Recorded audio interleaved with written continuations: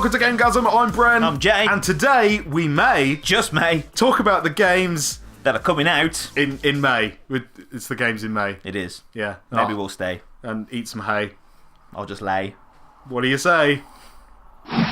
Kicking off this month, we have the first-person action-adventure game Prey. No, it's not a sequel to 2006's Prey, because that was a big pile of shit. It was cancelled back in 2014. This is more of a reimagining. The game is set in an alternate timeline, where the United States President John F. Kennedy survived his assassination attempt and helped the space program flourish. This naturally attracted the attention of the Typhon, a hostile alien collective who attack Earth but are eventually defeated and held captive on Talos 1, where scientists work to understand and control them. Are you keeping up? Fast forward to 2032 and the Typhon have broken out of confinement and are looking to escape the station. You control Morgan Yu, and it's your job to collect weapons, abilities and resources to not let that happen.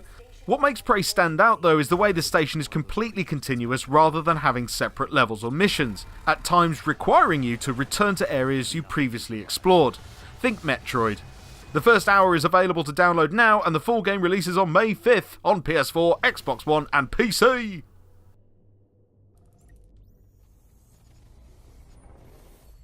Everyone loves a superhero, but sometimes it can be really fun to punch them in the face, or throw them through walls, or hurtle them into orbit. You get the point. So enter Injustice 2, the sequel to 2013's Injustice Gods Among Us. Among Us? Injustice? I can't say shit. Injustice 2 retains all the mechanics that you've grown to love from the Mortal Kombat series, whilst introducing some new ones. This mechanic offers character-specific costume pieces and equipment that can alter your character's base stats. In addition to the campaign, online and arcade modes, Injustice 2 also introduces a new multiverse mode. Similar to the Living Towers mode from Mortal Kombat X, the multiverse allows players to travel through a series of parallel worlds within the DC universe, and battle against opponents with various handicaps. Injustice 2 releases on 16th of May on PS4 and Xbox One.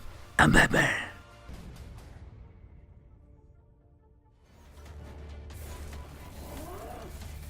Have you ever played a Dark Souls game and thought this would be cool in a futuristic sci-fi setting? Well, apparently Deck 13, the developers of Lords of the Fallen, have given you the Surge.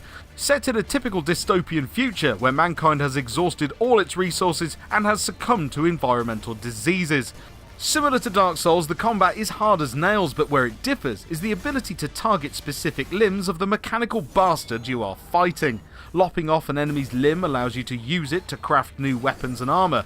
It's a bit of a risk-reward system though, as attacking limbs rather than the enemy's weak spots will result in severely reduced damage dealt. Dying, which you'll also probably be doing a lot of, will cause you to drop all of your collected tech scraps, the in-game currency. Again, sounds familiar to Dark Souls. However, there is a neat twist. Each enemy avoided on the way back to your body reduces the total of your scrap you will collect, meaning to get the full return, you must again fight all enemies on the path. Dying again means the pile will disappear forever.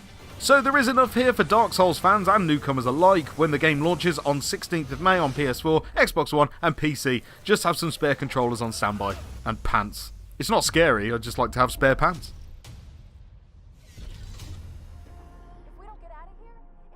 So if your PSVR is already sat gathering dust and you're looking for an excuse to get it back out again, then Farpoint may just be the game for that. Set on a hostile alien world, because are there any others, you find yourself stranded with basic gear to keep you alive, and you must make your way to the Pilgrim, a crashed space station, and maybe your only way home. Now, first-person shooters aren't new to the PSVR, but Farpoint has been designed to work with Sony's new VR aim controller. Yes, it may look a little odd, but it's the level of immersion that has so far been lacking from the PSVR. Farpoint also offers co-op play, meaning VR isn't as much of the solitary experience as it used to be. But is it enough to save the PSVR and send it on the right path? We'll have to wait and see when the game launches on the PSVR on the 17th of May.